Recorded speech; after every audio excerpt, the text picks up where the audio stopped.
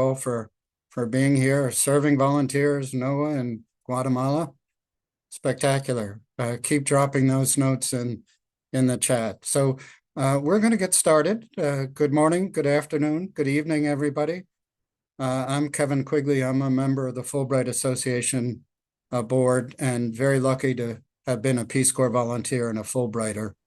I'm delighted to host this webinar and want to warmly welcome our audience and thank our moderator, Matt Shanks, and panelists James Ham, Jody Olsen, and Courtney Vaughn.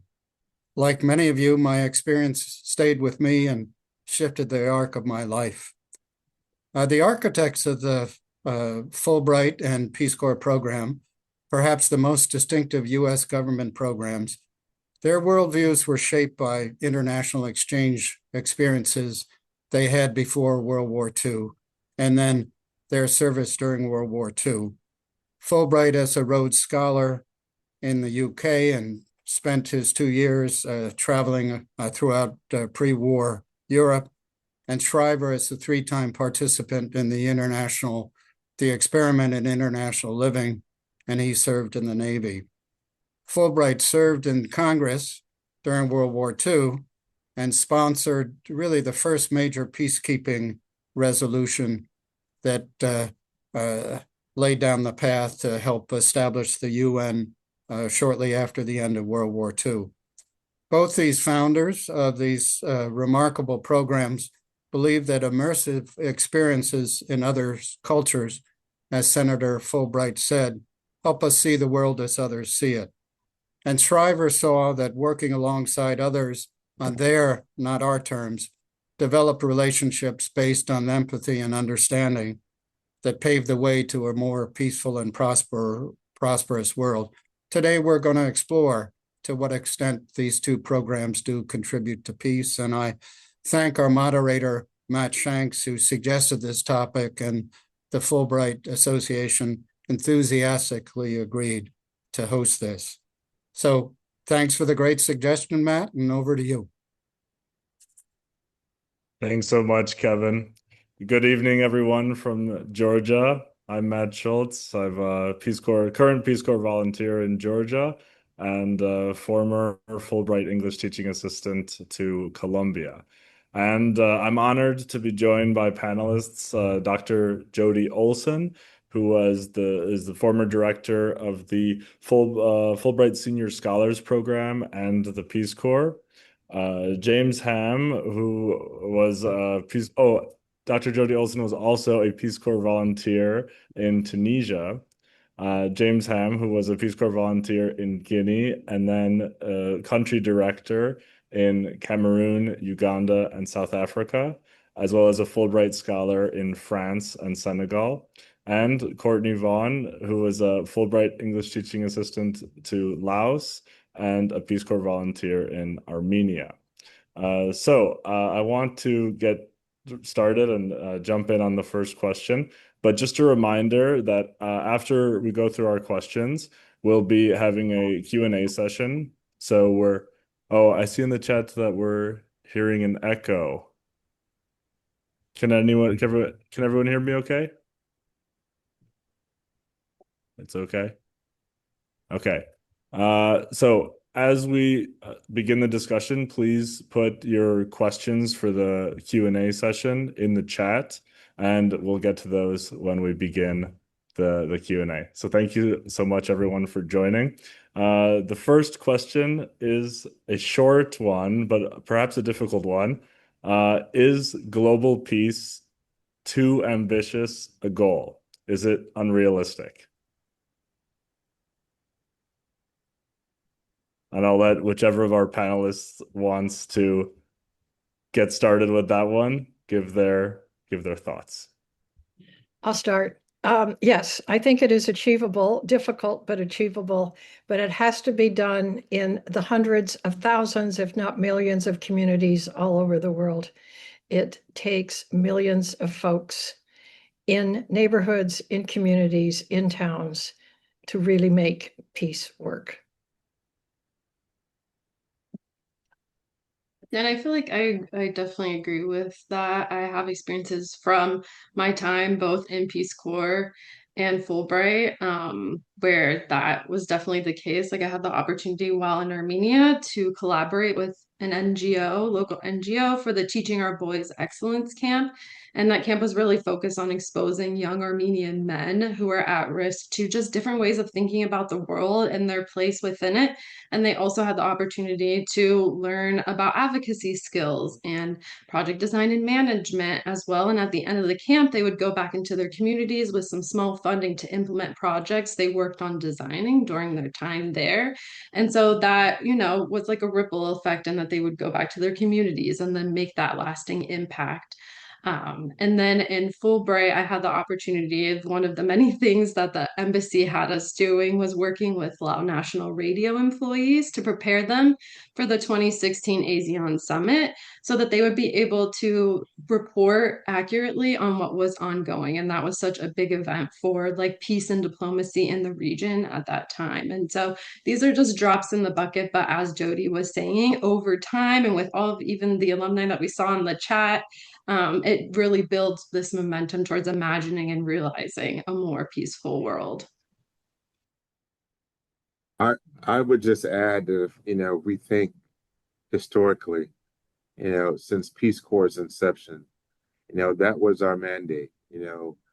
When we think about peace, peace is not built with treaties or government offices, but it's built on relationships between people. And since Peace Corps' inception, we've had thousands and thousands of Peace Corps volunteers that have achieved that mandate through all the countries where we have served around the world. So we've done it, we're doing it, and it is still, I believe, the foundation for where our nation is and the relationships that we have.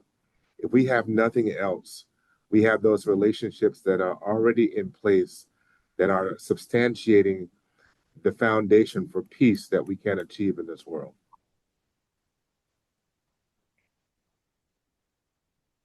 Thank you all. James, I really like that idea about peace being based on relationships.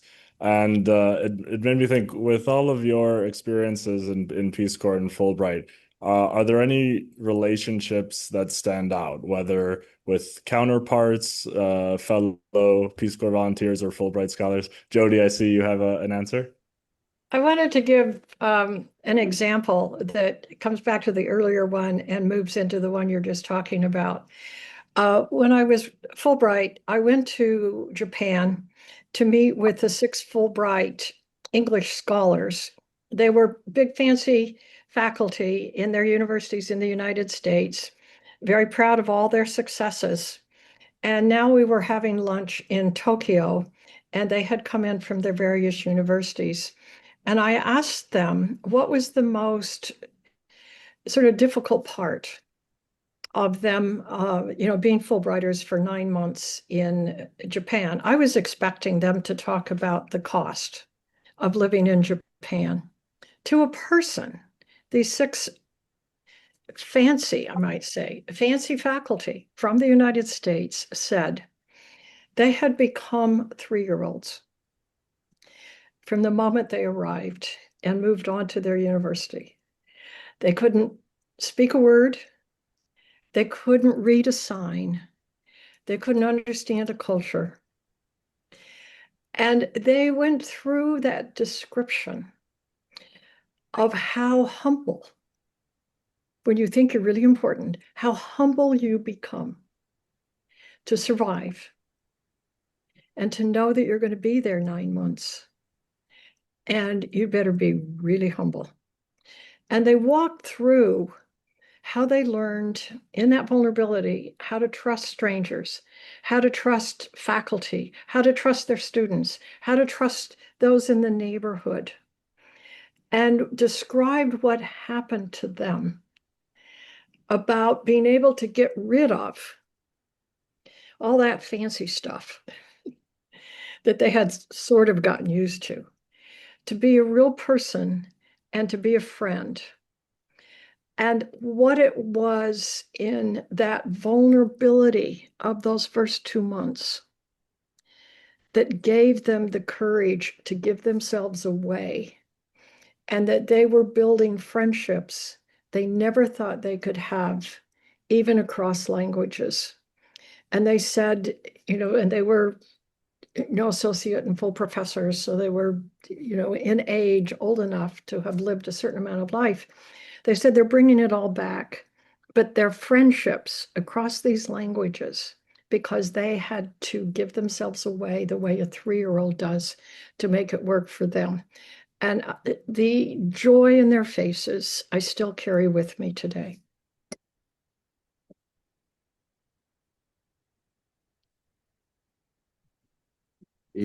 Matthew asked about an example. I think I have a pretty good one. When I joined Peace Corps in '96, it was assigned to Guinea. Guinea didn't have their own community-based training center at the time. And so everybody who was going to Francophone West Africa did their PST, pre-service training, in Senegal. And we went to TS, did our training there, and then we were transferred on to our assignments in Guinea. So I did my whole French, West Africa experience, homestay, all in Senegal, and learned a little bit of Wolof along the way. And it was my entry point into Africa, Peace Corps, international development. And that experience, relationship with my homestay family, lasts until today. Interesting enough, when I applied to the Fulbright program, I went back to Senegal, and my homestay family is still there. The young boy who I was given a family name after he was 3 years old at the time when I was a trainee. Now he's 32. He came to see me in Dakar, and he's a grown man now with a business. He's an educated young man. He's thriving well in his country, has continuous ambitions. And this young man came and paid for my dinner at a 5-star hotel. And so here I'm looking at the relationship that was passed down, because he was 3 years old at the time. And I've stayed in contact with them, and they've continued to be involved in my life whenever I can afford the opportunity to be able to get back to Senegal every once in a while. But when I went through with the Fulbright program, they were the first person that says, we know that we're going to see you.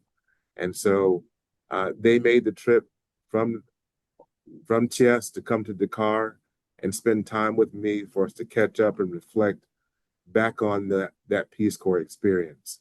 I can already, estimate that my name has been passed down from generations to generations, from that 3-year-old to his adult years, through all the family members. And the first thing they're going to say is, James was our brother. James from America? James, the Peace Corps volunteer. And so those relationships are going to maintain discussions from here on out every time they reflect on a person from America who has come and been a part of their family. So as much as I hold those memories and cherish those discussions and that opportunity, I share the same thing with peace, via Peace Corps third goal, with all the families and friends that I have when I talk about Africa and Peace Corps and service. So Matt, if I may, I just, there are, I think everybody on this call agrees that Peace Corps contributes to relationships that develop understanding. I see a note from John Evans in the chat, just wondering, there are skeptics out there. So, these are very nice programs. They benefit a small number of people. They have great experiences, life-changing, but can you talk more concretely about how does it actually build peace? How does it create a more peaceful world? I think that'd be really helpful to see what the panelists think. And those in the audience, drop your thoughts in the chat like John Evans just did.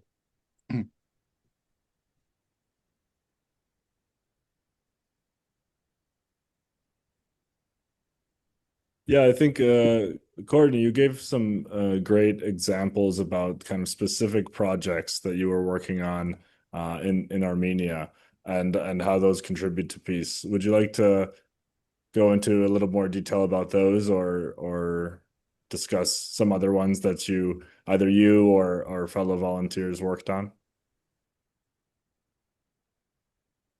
Yeah, I think there are so many different examples, but I think I guess the main way is just how it does really create a ripple effect. So I'm thinking about how we're talking about relationships, but also thinking about just like the larger impacts. Like my counterpart that had requested a Peace Corps volunteer at my school actually did so because when she was growing up in Vanadzor, she actually had a Peace Corps volunteer at her school, and that played such a major role in her, just like love of learning other languages. And then she requested a Peace Corps volunteer. Didn't know it was going to be me, right? But I was placed there at that school, and we were able to build and cultivate such a really great, like, collaborative relationship that helped, improve her speaking abilities because it gave her an opportunity to have someone to speak English with because she was one of two people in my entire town who spoke English. And that was also an opportunity for her to improve her teaching skills. And then that provided her an opportunity to then go on to teach English abroad in China. It's really sad. Unfortunately, in Armenia, they don't pay teachers very much, but she was able to then go and use all those skills and earn, substantial amount of money for her family. And so I think reducing barriers is an example of one ways in which Fulbright and Peace Corps help to work towards building more peaceful communities. And then I also think just like global awareness in general, when I came back from my Peace Corps experience, COVID happened. And also, unfortunately, during that time in Armenia, the Nagorno-Karabakh conflict escalated. And I had a lot of, people and friends around me who had no idea that that even was an ongoing conflict for so long. And, because we're not taught a lot of these geopolitical issues in school, they're often overlooked or maybe just taught very broadly in the context of like Soviet Union, so on and so forth. So I think having the opportunity to then, share that knowledge that I learned from, being in Armenia and learning about the historical and geopolitical context also allows other people to start thinking critically about how is the U.S. involved in, like, are our tax dollars going towards potentially, preventing human rights and like, negotiation like processes from happening. And so I think that also helps contribute to making people more intentionally global citizens. Thank you, Courtney. Yeah. Oh, Jody, did you have something to add? I was going to pick up just very briefly on Kevin's question a little more directly, that what happens with Fulbrighters and volunteers that then come back to the U.S., what you bring into the community is an understanding. If someone has an accent, there's something exciting to discover about it. You understand that if people are eating a little bit differently, isn't that exciting to discover what that is? You appreciate how you can build a friendship across all of the elements of what the U.S. is that helps hold us together rather than making us fearful of the people down the street or the people in the next town. That we've had that diverse experience that introduces us to want to know more of all the ways that we can share with each other, even as we look or act or think a little bit differently. And I think of in the countries where we serve, the same thing is happening. That, all the headlines about the US, they see a person from the United States and they're thinking, wait a minute, this is a friend. This is a person I'm eating a meal with. This is a person who will go out and gather the chickens with me. We must keep this friendship going. And I think it's that, as I mentioned before, when we go into that different culture and that different experience, we have to listen, we have to observe, and we have to let ourselves be vulnerable. And, for people who are skeptical about what we do, this is the core. And the core is that we give it back the rest of our lives everywhere we are. Can I just Yeah. jump in there, Matt? I recall hearing a lot of stories of ever since Peace Corps' inception that our volunteers have taught current former presidents and diplomats and change makers and policyholders and it's so true. We've had even host country nationals who have been a part of Peace Corps programs who eventually got their citizenships and gone on to be great diplomats in the foreign service as well as country directors. And so, having that relationship opened doors for us to be able to have a really profound policy that creates well-rounded global citizens. Um, you know, I believe that, from the Fulbright experience and the Peace Corps experience, I think Fulbright teaches us to learn across cultures, but Peace Corps taught us to live across cultures. And so when you think of both of those things together, they create global citizens who understand that our common humanity is greater than our differences. And so, having relationships that founded those people, those cultures, those relationships have created the greatest implementers of policy change. And I believe, cultural advocates that can bring peace and engagement in our countries and our world and our work. Yeah, great responses, everyone. And building off of the idea of the critics of Peace Corps and Fulbright, Peace Corps and Fulbright are programs of the U.S. government, and people would say, oh, these programs, maybe they're for United States, soft power, and that's the main goal, and it's not, global peace. What would you say to people who point out something like that, or who would argue something like that? Let me come in because I put on my glasses so I can read the Zooms here. I mean, I can read the chats. Anyway, as part of one of the questions is because the relationship and the development function are intertwined. And that is what is so key that has made both Fulbright and Peace Corps successful. For example, and we can all think of thousands of examples, but if we're there to do a development piece, help introduce dry season seeds, or name nutrition for babies, that happens after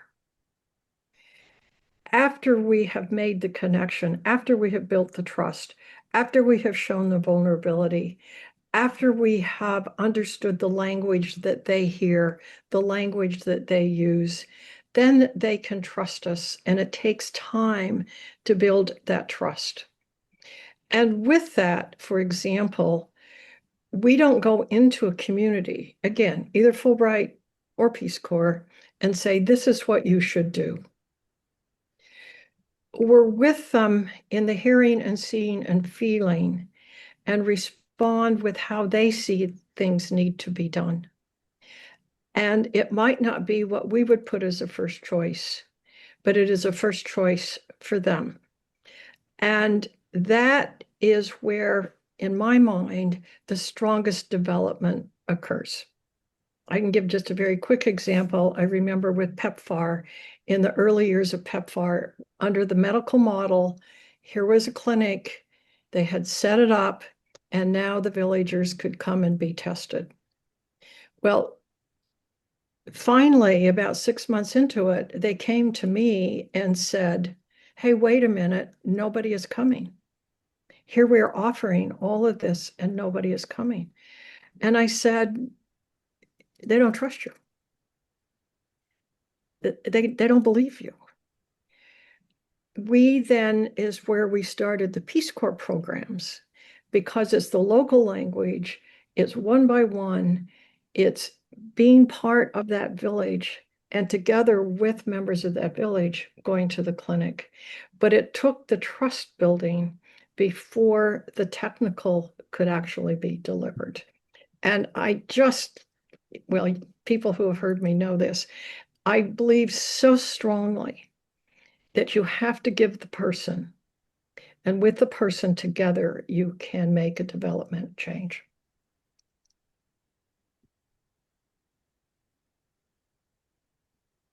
Yeah, I really. Oh, go ahead, James. I totally believe that that our, whether they call it soft power, I'll call it soft diplomacy. Um, there's, it's a formula that both are very practical, very engaging, and very impactful. You know, one of the titles that I didn't share with you was that I'm also a Navy veteran, and I recall, my early years right out of high school during my enlistment, getting off the ship and visiting some of the foreign countries that I did. And the access is totally different to a community from a military standpoint versus a Peace Corps volunteer. You know, that soft diplomacy really opens up the work that we do and the relationships that our countries can have around the world. I remember so many conversations with ambassadors that would say, the Peace Corps volunteers are the real ambassadors that are out there on the ground, at the grassroots level, engaging or showing the best of America and Americans of what we can do around the world. You know, the work of the Peace Corps definitely has opened up, uh, many conversations and opportunities and activities that can allow us to be able to do our work. I heard Jody mention, PEPFAR and the work that PEPFAR has done around the world. I recall when Peace Corps volunteers started implementing some of those PEPFAR activities in places where USAID could not go or did not have a relationship, it was Peace Corps that was doing that work.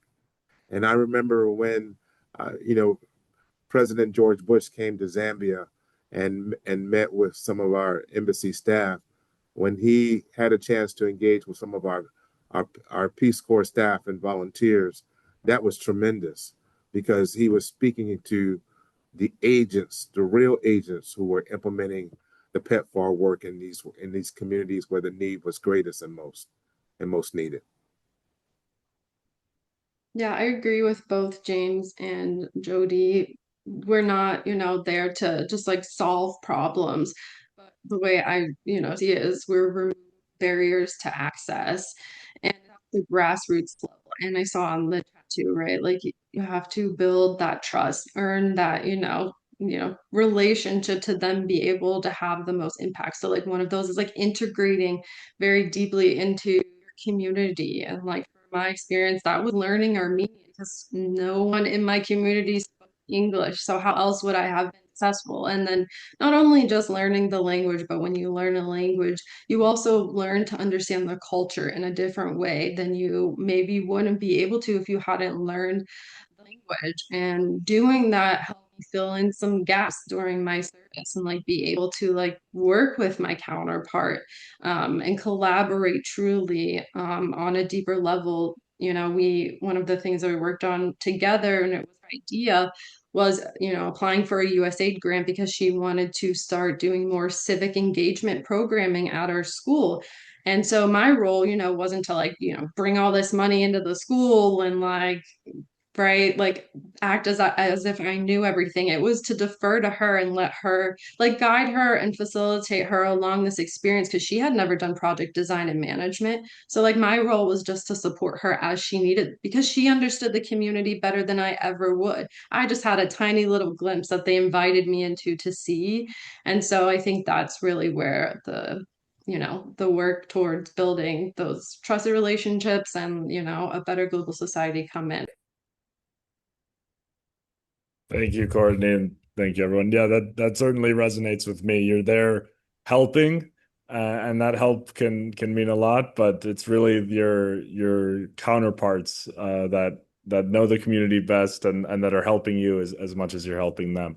And so I wanted to introduce kind of one more discussion topic before we start taking questions from the audience.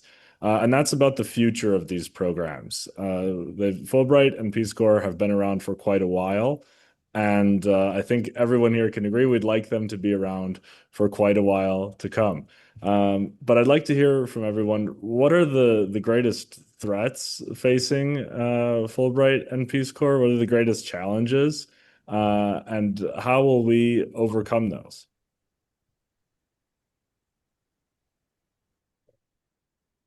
Well, I think we could all jump in on that one.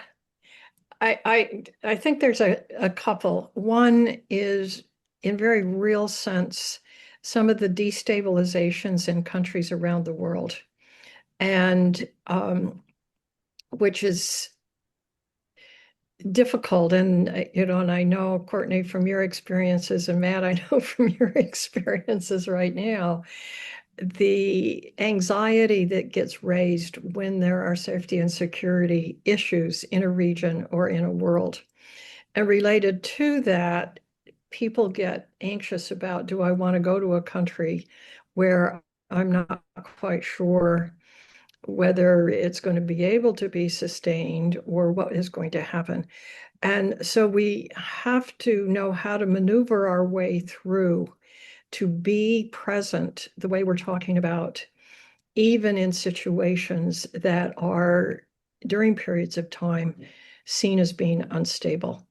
I think about that. I look at that a lot. I do the news a lot because I lived it with Peace Corps, and that moment when we had to bring everybody home because of COVID, that was the ultimate instability. So I think that that is the one piece.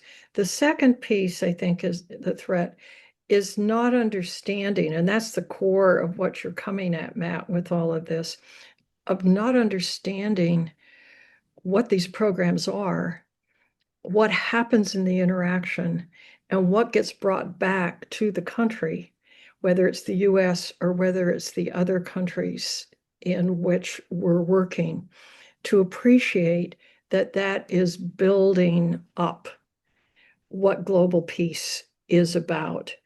And part of our advocacy is in helping people who don't get it. And I mean that nicely, but just haven't had those kinds of experiences.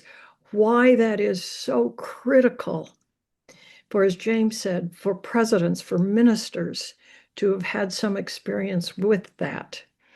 And when that is not understood, that's when funding drops.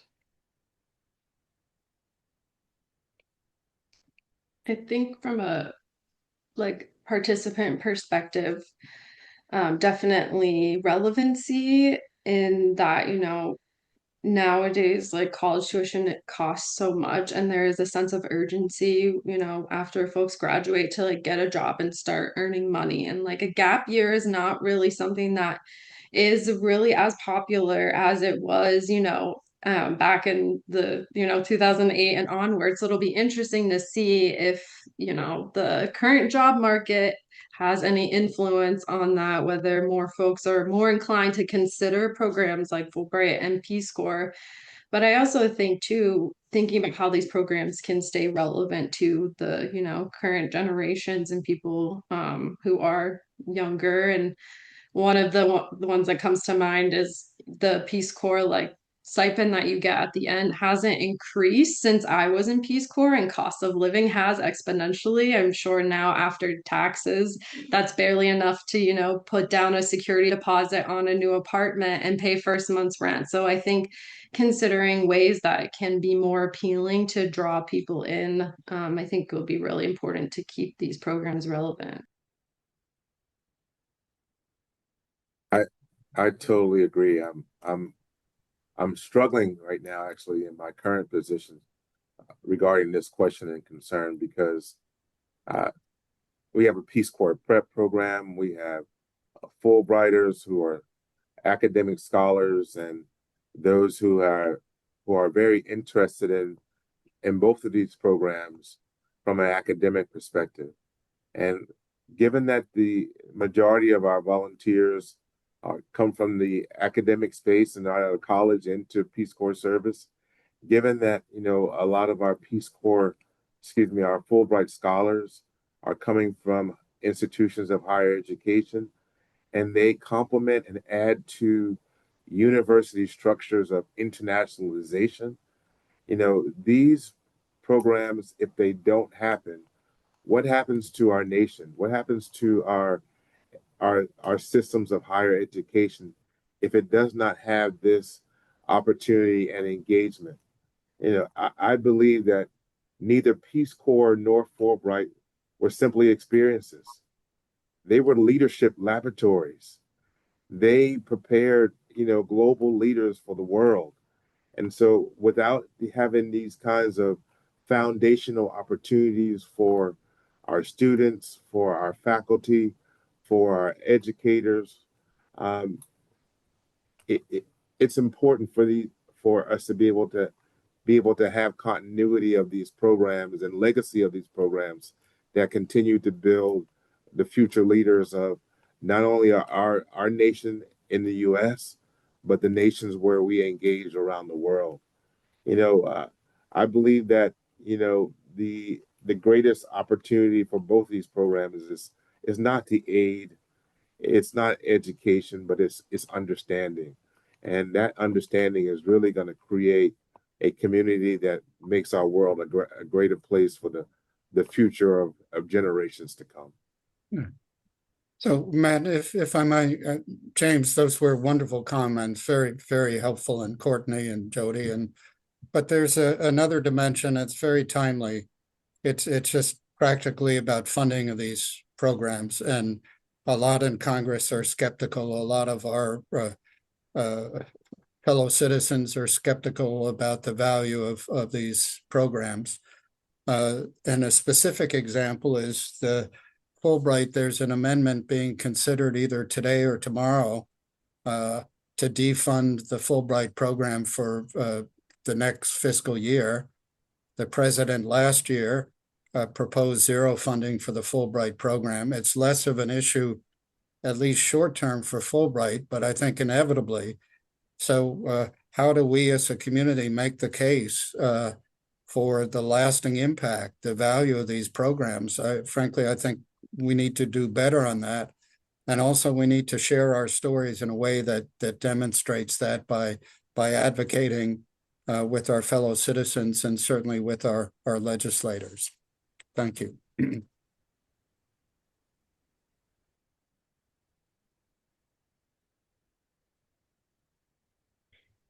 you, First of Kevin. all, Yeah. Oh, The sorry, public, James. Go ahead. the Q&As, yeah.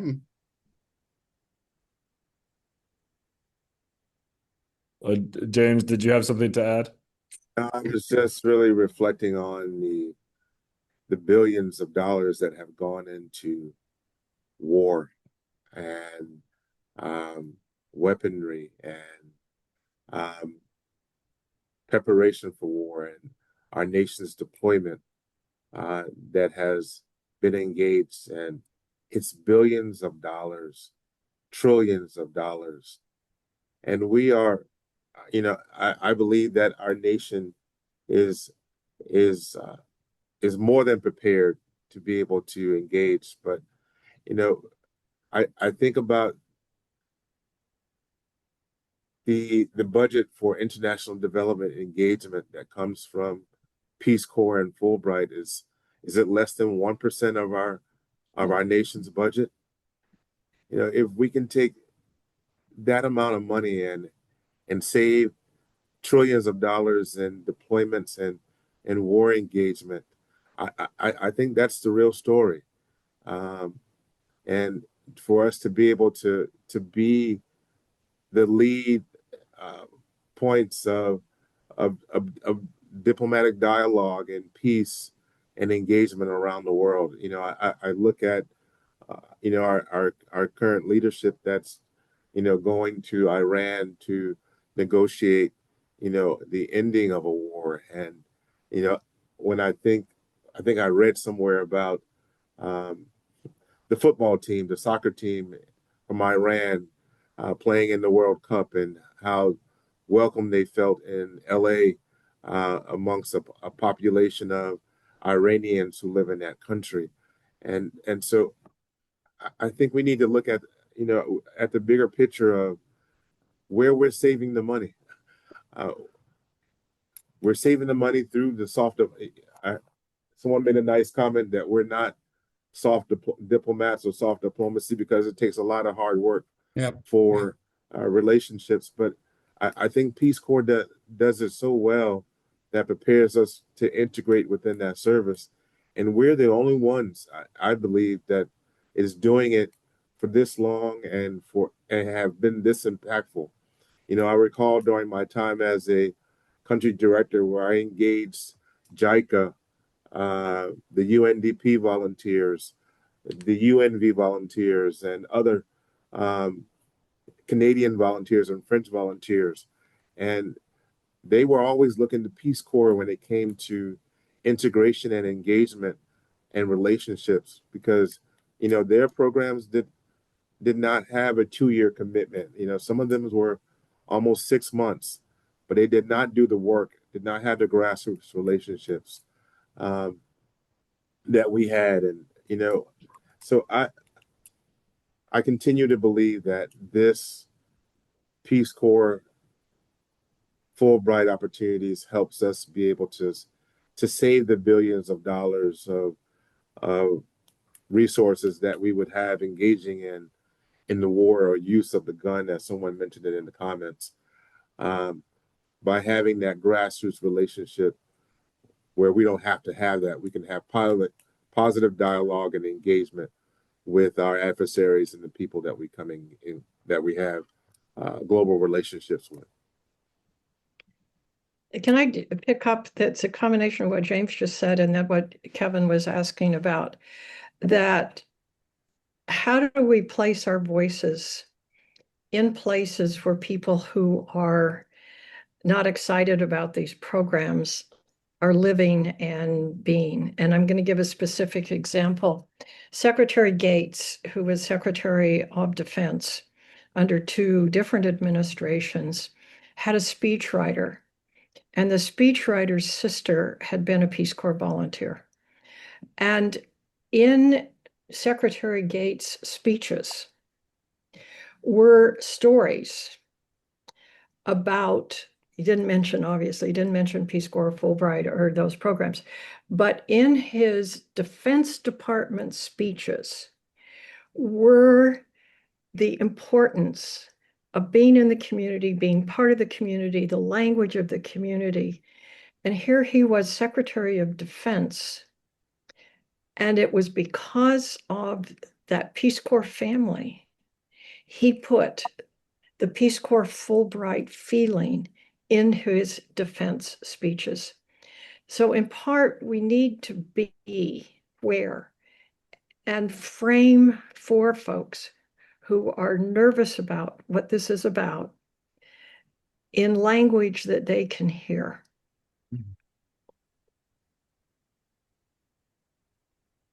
Thank you for those responses. And Jody, I'll build off that for the next question. We have a lot of alumni in the audience tonight of Fulbright and returned Peace Corps volunteers. And so I wanted to ask, open to everyone to respond, but well, kind of a call to action. You know, what can we do as alumni of these programs and to tell that story? I mean, what are some kind of specific steps we can take. And with that question, I also wanted to highlight Kevin's work on the Peace Corps Park alongside his wife, Susan Flaherty, and which has been ongoing for a quarter century, for 25 years. And Kevin, perhaps you can say more about that and how and your approach to kind of giving back to these programs as an alumni. Yeah. Well, thank you for mentioning that. And there's so many great comments in the chat. I wish everybody could see them and we have a chance to comment. But the idea behind the Peace Corps commemorative called the Peace Corps Park is a simple one. That if you think about the National Mall as the place that narrates our evolving American story, that there needs to be something, to James' point, that goes beyond war and goes beyond the leadership of former presidents to talking about peace, service, and international understanding. This is really a community effort that's been underway for a quarter of a century.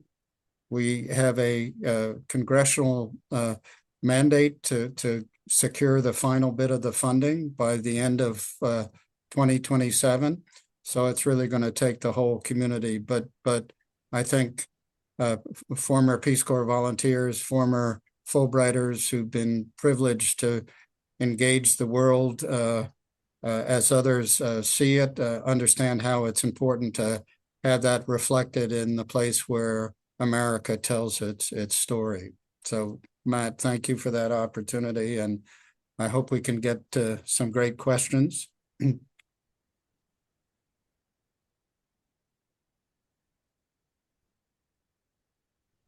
was going to add, and I see a lot of great ideas coming in the chat, but I think one way we can is looking at models that, have been like successful in organizing, because I see a lot of talk of like, advocacy and different organizations. So thinking about like, how can we bring those together? And what comes to mind of a model that's pretty successful is like Beyond 100K, of like bringing all these different organizations together who are working within like the STEM equity sphere to, make education more accessible for underrepresented students. And that's just one example. So finding a way to like bring everyone together in an initiative.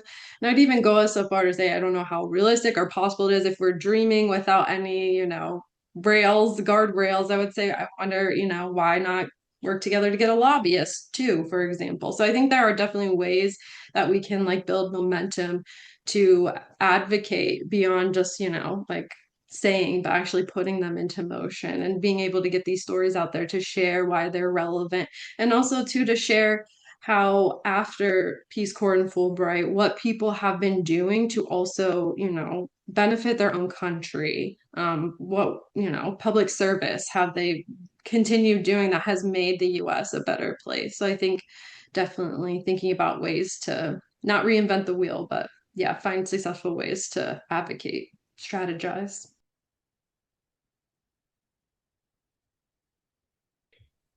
Thank you, Courtney. I think those are some great ideas. And Kevin, I know you've been screening the chat for some questions. Yeah. We want to take some questions from the audience. Perhaps we could move on to one of those. Yep. I just sent you one, Matt. I don't know if on WhatsApp, but if I may, I think David has a great question of what difference does our Peace Corps and Fulbright service make at home in our communities, in our states, and in our nation?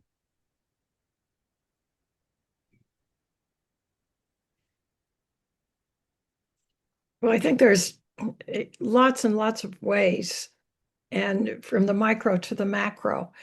And I think of all the years, right, then I forgot the senator's name right now, our wonderful former senator who had been a volunteer in the DR. Anyway, Chris Dodd. Chris Dodd, sorry. But at the very macro level, he always had his story, and everyone knew what his beginnings were, and he was influencing through the globe and nationally. I mean, he chaired the Foreign Relations Committee for the Senate for many years. So you've got that level, but it's at every level we're making a difference. And that we introduce our neighbors to, let's say, a person who's from a different country who's moved into the neighborhood and talk about why that's important. And our own Peace Corps background is what enables us to do that. And that people need to, I think people need to be aware that we are former Fulbrighters and former Peace Corps. And where did we serve? What did we do? But part of the story is why are we different now because of what we're doing now? How is it influencing how we teach a class? How is it influencing how we come at a medical center? And I mean, just a quick example with another RP return volunteer.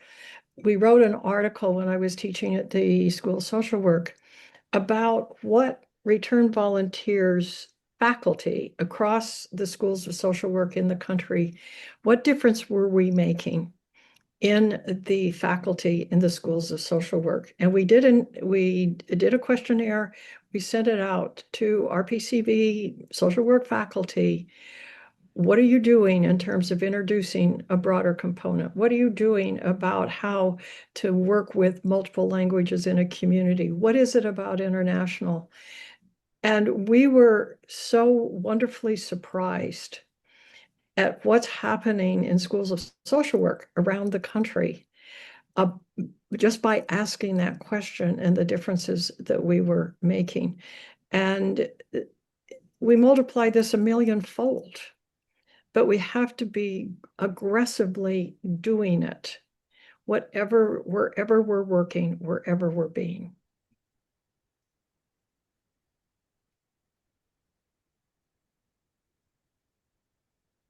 Thank you, Jody. Yeah, so one thing you mentioned that stuck with me was that people need to know that we're returned Peace Corps volunteers, or we're former Fulbright scholars, and we need to explain to them, what this, they're 27, 10, however many months of our life, that we need to be able to kind of quickly encapsulate all that and communicate it to someone who's maybe never left the country before.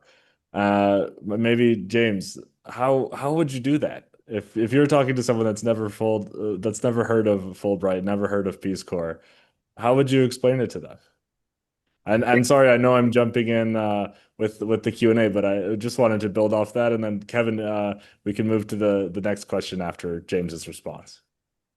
Well, I mean, we're doing it in our roles as RPCVs. We're speaking at schools, elementary schools. We have study abroad programs, and I think those conversations and the mission of Peace Corps really continues to build upon that foundation. I'm a former teacher. At one time, I used to say, if all of us went to Montessori schools, this world would be a better place. But everybody doesn't get a chance to go to Montessori school, but we get a chance to do Peace Corps, and it's life changing. And the mission of Peace Corps, is not just service giving, but service sharing. And I've heard some of the best volunteers, when you ask where they heard the story of Peace Corps. Some RPCV came to their classroom when they were in public school and shared about their Peace Corps experience. So, bringing the mission full circle into the world and the communities that we engage, whether it be domestically or internationally, we're building a world of international recognition and information sharing and cultural sharing that continues to really advance. I'll say, like my wife used to say, change some of our behaviors and knowledge about the world, contrary to what we see on TV, and gives us a better perspective. I look at where I am in North Carolina right now, and I'm constantly preaching to my students here about Peace Corps as a career option. Peace Corps to be included within some of their studies right now. Fulbright for our faculty members to be able to have that kind of opportunity and experience. And for those who can't travel or not ready to travel, there are online international opportunities that Peace Corps has, that institutions have, that allow us to connect to our world virtually. And so we still are doing great work. We still have a lot more work to do. But I think, going back to the earlier discussion, it's so important that we continue to have funding and support for these programs, because it's not only impacting just our peace, but also the knowledge that our young people are preparing to hopefully anticipated having as they continue to grow and develop, not beyond the higher education and beyond. Matt, there are a couple of questions in the chat that really come under the rubric of how do we amplify our voices, and particularly what are the connections between the Peace Corps, National Peace Corps Association, the Fulbright Association? Do they participate in each other's conferences? Do both of them do advocacy days? Those kinds of questions very practically, and to what extent are they connected to broader networks of organizations that raise the voice about the importance of having Americans engaged in other parts of the world, different from what James described early in his career as a member of the military. So yep, Jody. Let me just come at two tiny parts of that. One, someone earlier mentioned NAFSA, which I want to do a wonderful shout out to, which is a great, great group. But NAFSA is a place where both Fulbright and Peace Corps can be sharing all the advocacy and the work because, well, for all the obvious reasons, people who go into international education usually came out of Fulbright or came out of Peace Corps. So that's a very important and exciting way to go. I also think within the universities themselves, because as James said earlier, a lot of the recruiting goes on among the undergraduates, and the number of Peace Corps programs that are going on. There's 110 graduate programs in the US that give the Coverdale Fellows for returning Peace Corps volunteers. You think of the Fulbright program that has faculty exchanges and student exchanges all the time among the 2,000 to 3,000 universities in the US. That is where, and taking a responsibility within the higher education structure itself to bring Peace Corps and Fulbright together, because we're all operating at various levels within these universities, and bringing those aha moments, which also then brings the opportunity for those aha moments to the presidents and the leaderships of the colleges and universities, because that's where they then lead the advocacy at the state and the federal level for the funding. And they're the ones that can help articulate the value that it gives to the state and to the community. Thank you for that response, Jody. I just wanted to jump in. Courtney, you're a Coverdale Fellow, right? Would you like to share about your experience and your kind of a little more about the program? Yeah, so I'm Coverdale Fellow from University of San Diego. Yeah, and it was actually almost serendipitous, but somebody who was in Armenia was actually on a Fulbright exchange at USD at the same time as me. And so exactly to Jody's point, like that definitely does happen. We cross paths. And of course, I was also alongside other returned Peace Corps volunteers who are also Coverdale Fellows as well. And so yeah, that definitely is, I think, low-hanging fruit in terms of even just regionally gathering folks together to collaborate and to start thinking about how we can organize and advocate, yeah, with one another. Yeah. And Matt, if I could say a couple of things to maybe both Jody's and Courtney's point, and very practically. So I think, and as a former college president, knowing that you have access to your congressional delegation, you can always get in to see them. James is shaking his head. He knows that. You know, they have their annual advocacy day, but when the members of Congress come back to the district, they often get honorary degrees from their home state institutions, their relationships there, connections through board, faculty, staff. They're really powerful allies. I think we have not used them as well as we could. We should. Jody knows the history of Peace Corps well, and early on, the universities were a training partner, invaluable, and it had a huge impact on universities. They developed new departments, new programs, new majors based on Peace Corps volunteers returning who wanted to know more, wanted to understand the theories about that made sense of the experiences that they've had. So finding ways to strengthen those connections among Fulbright and Peace Corps at the university, I think that's a really great idea. Peace Corps Connect is on July 18th and 19th at American University. They've got an advocacy day on the 20th. One of the ways our alums engage in the world is days of service. So Patrice Moulton, a board member of the Fulbright Association, is organizing our first day of a global day of service on August 1st, which is the 80th anniversary of the founding of the Fulbright program. And I think it's worth noting that these are milestone years, both for the Fulbright program and the Peace Corps, 80 for Fulbright and 65 for the Peace Corps.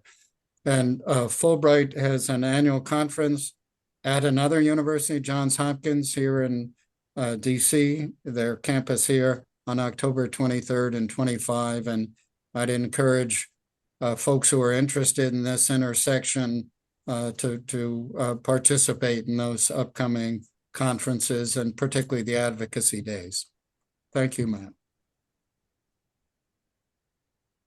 It's okay. I'm going to just add one more thing back to the question that we were Please. talking about. I think that these ideas are really great, and thinking about how we can bring folks together. I also think too, thinking about how we can engage maybe groups we otherwise wouldn't. You know, we live in a very divisive world, and we need as many people as possible on our side to also, you know, see that we have way more in common, kind of like what we talked about with when you have Peace Corps service, you go in and yeah, you find your common humanity and that you're more alike than you are different. So I think also thinking and brainstorming ways that we can engage different groups is really going to be helpful as well.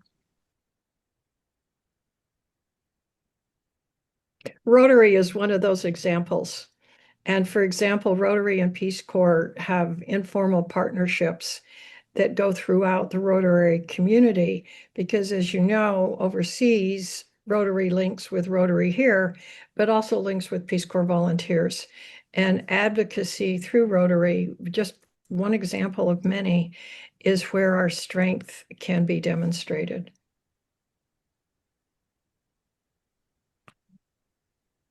I just wanted to go back to Jody's comment regarding NAFSA.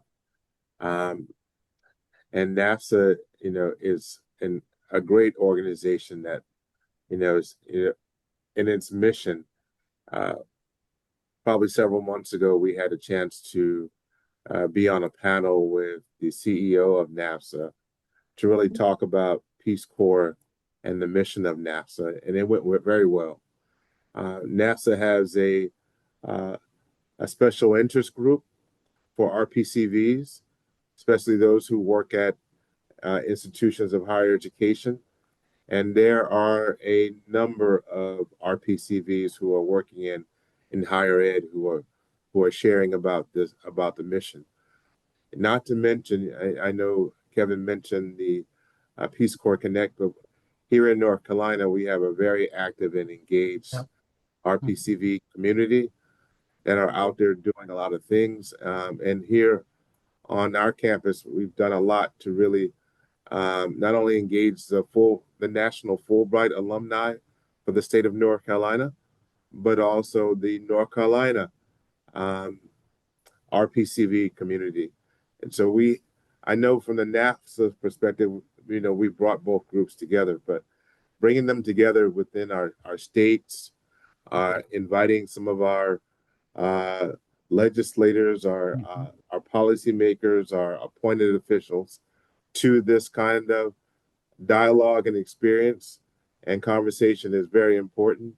One of my other responsibilities, I sit on the mayor's Hispanic Latino committee and really get a chance to be able to hear about some of the concerns within the Hispanic Latino community, though I've never lived or worked in that community. But I think my Peace Corps experience gives me access to be able to have that knowledge and understanding and interest and be able to, wholeheartedly be able to contribute. So I think there's a lot more work that we can do and can recommend of areas of engagement, but definitely engaging our appointed officials on the continuation of these programs is very important. Let me pick up on, because James reminded me of something too, and I'm thinking now particularly of the RPCB communities that are all over the United States. And when I met with the group in Boise, Idaho, they were meeting and we were having a meeting with the mayor of Boise, Idaho. And they are doing specific activities for Boise, Idaho. And you all knew it was Peace Corps. These are RPCVs doing local activities. And so they were becoming this group in a state that normally we don't think of having a real high proportion of Peace Corps volunteers in, but bringing visibility through the RPCV community. I've gotten very engaged with semi-engaged with the RPCV community of Salt Lake City because that's where I'm from. And the same elements of what you're doing in the city with your name and your badge and all those elements that you're giving back to the city. And these are particularly places where we don't see a lot of activity about international and doing international work.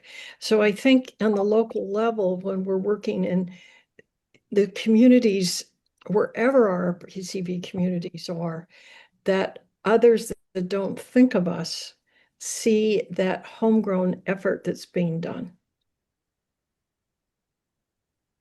Yeah, So Matt, James. if I can just say thank you, Jody, for that. And the Fulbright community also has their local affiliates and their country affiliates that do many of those similar kinds of activities at the community level. And for folks on this Zoom, if you're interested and if you're not connected, reach out either to where you served or where your Fulbright was or where you live. There's likely to be a Peace Corps or a Fulbright or both organizations active at the local level. And I know here in DC, we've got a very active Fulbright community, thanks to Ann Kennedy and others. Thank you, Kevin. Yeah, I think this is a wonderful note to end on. It's a call to action to communicate the impact of these programs and to use that kind of empathy and human connection that Peace Corps and Fulbright have taught us to then connect at home in our local communities. And so I'd really like to thank the panelists, Courtney, Jody, and James. Thank you so much for sharing your insights tonight. And thank you to the audience for joining. It was really inspiring to see so many former Peace Corps volunteers, current Peace Corps volunteers, Fulbright scholars, English teaching assistants, everything. So really happy about that. And finally, Kevin and the Fulbright Association, thank you so much for hosting this event. And I'll pass it to you to close us out. Great.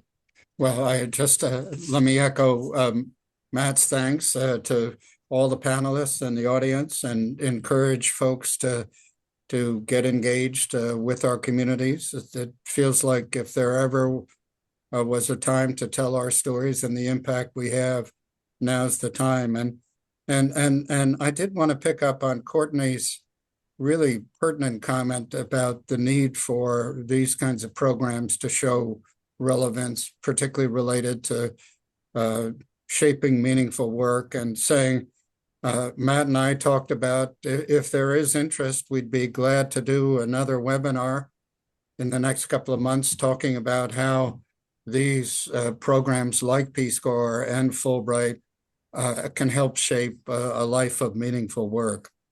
Again, thanks to everybody, and particularly to Matt for suggesting this, and all of you for participating. And as Sergeant Shriver famously said, serve, serve, serve. And I just edit that to say advocate, advocate, share your stories, share your stories, share your stories. And thank you so much.